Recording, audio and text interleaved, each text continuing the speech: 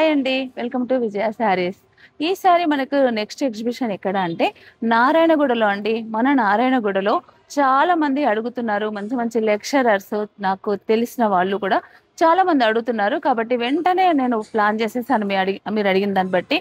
ఈసారి November 14th and 15th కూడా నారాయణగూడలో ఉన్న పద్మశాలి భవన్, రాజ్ మొహల్లా దగ్గరలో ఉన్న పద్మశాలి భవన్ లో మనకి ఎగ్జిబిషన్ ఉండబోతుంది. నియర్ మనకి మెట్రో స్టేషన్ కూడా చాలా దగ్గరగా ఉంటుందండి.